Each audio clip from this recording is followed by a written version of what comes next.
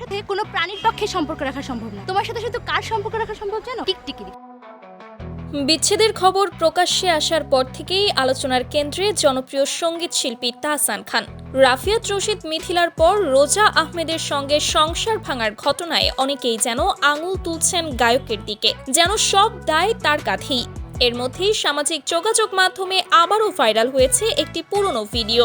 সেখানে দেখা যায় এক তরুণী সরাসরি তাহসানের মুখের উপর বলে দিচ্ছেন, তোমার সঙ্গে কোনো প্রাণীরই সম্পর্ক রাখা সম্ভব না।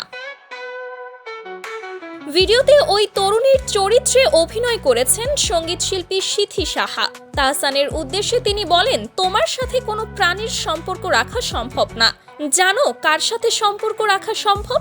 টিকটিকির। কারণ টিকটিকি সারাদিন দেয়ালে আঠার মতো লেগে থাকে আর তুমি বিছানায় আঠার মতো লেগে থাকো।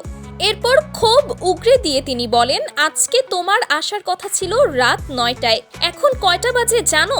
12টা। আমি এখানে স্ট্যাচুর মতো দাঁড়িয়ে থাকি আর তুমি প্রতিদিন দেরি করে আসো।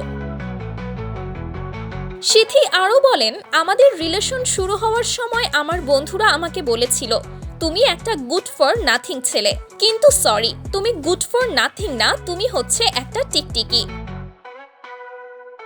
এই সময় তাহসান কিছু বলতে চাইলে সিথি তাকে ধমক দিয়ে চুপ করিয়ে দেন। আরও কিছুক্ষণ ভর্ৎসনা করার পর রাগে ফুঁসে চলে যান তিনি। তবে জানা গেছে এই ভিডিওটি বাস্তব কোনো ঘটনার নয়, এটি একটি নাটকের অংশ, যেখানে অভিনয় করেছেন তাহসান খান ও সিথি সাহা। ভিডিওটি আগেও একাধিকবার ভাইরাল হয়েছিল, তবে সাম্প্রতিক বিচ্ছেদের খবরে নতুন করে আবারও ছড়িয়ে পড়েছে ক্লিপটি।